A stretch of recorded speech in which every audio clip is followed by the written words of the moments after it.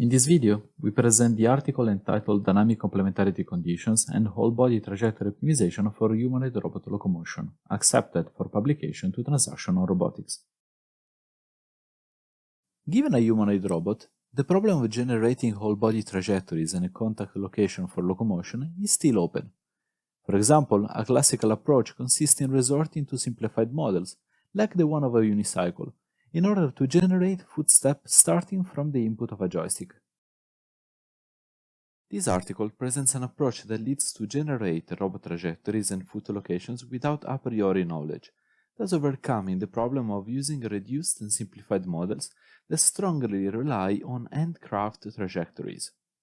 We introduce a new and alternative formulation of the classical complementarity conditions tailored for trajectory optimization problems aimed at finding robot locomotion patterns. These are called Dynamic Complementarity Conditions, in short DCCs, and represent the first contribution of the article.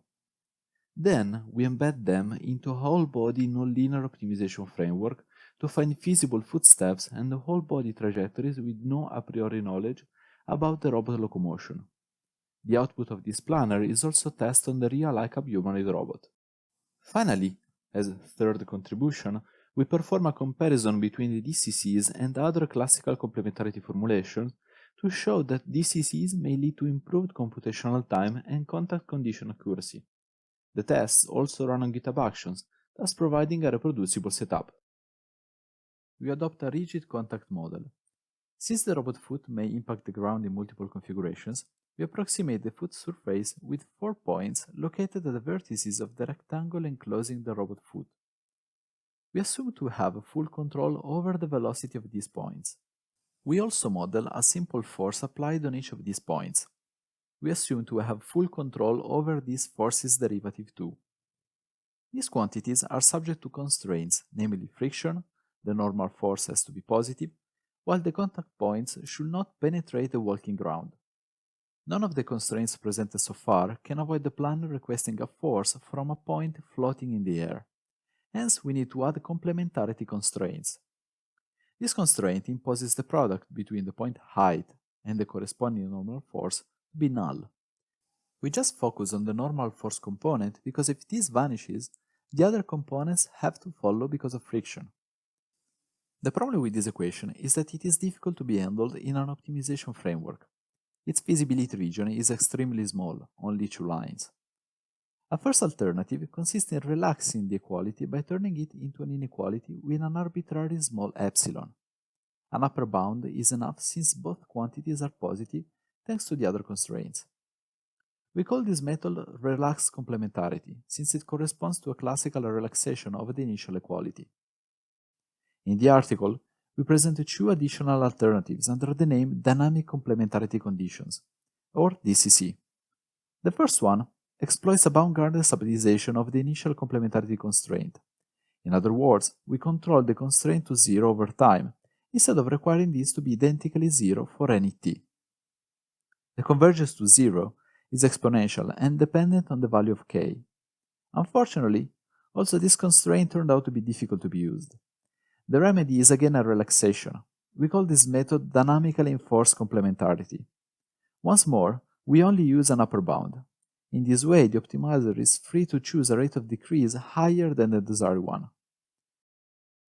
The second DCC consists in focusing only on the time derivative of the force. We can limit this variable between 2 arbitrary bounds when the height is 0. Instead, when the contact point is raised from the ground, we prescribe an exponential decrement for the corresponding force.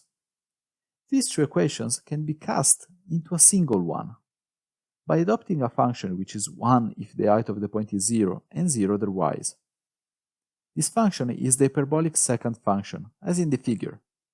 We call this method hyperbolic secant complementarity. Once more, for the same reason as before, only the upper bound needs that particular structure, allowing the force to decrease faster than what we prescribe. As second contribution of the article, we adopted DCCs into a nonlinear trajectory optimization framework.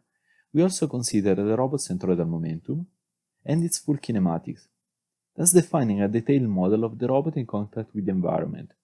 Then, we define a cost function specifically tailored to generate walking trajectories starting from a small set of references. On the left, we show a visualization of the generated whole-body trajectories. The red arrows are the contact forces. The video is obtained after 100 runs of the planner. After a run, it is reinitialized using the first predicted states of the previous run in a receding horizon fashion.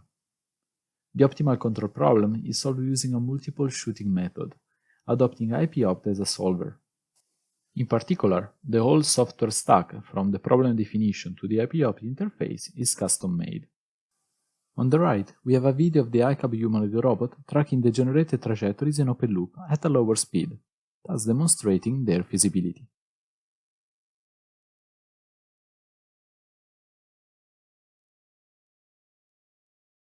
We analyze the performance of the planner according to the chosen complementarity method. This represents the third contribution of the article. In the table, we show the average computational time in seconds for a single planner run, given a desired working speed and the chosen complementarity method. In bold, the best performing one for a given working speed.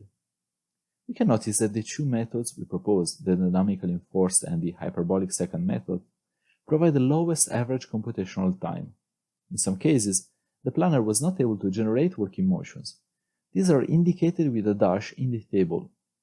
We notice that this behavior is very dependent on the initial guess, but for the sake of comparison, we use the same initial guess for every test. We also compare the performances in case of parameter change. In this figure, we have on the x-axis the average computational time, while on the y-axis the accuracy with which the complementarity constraints are satisfied.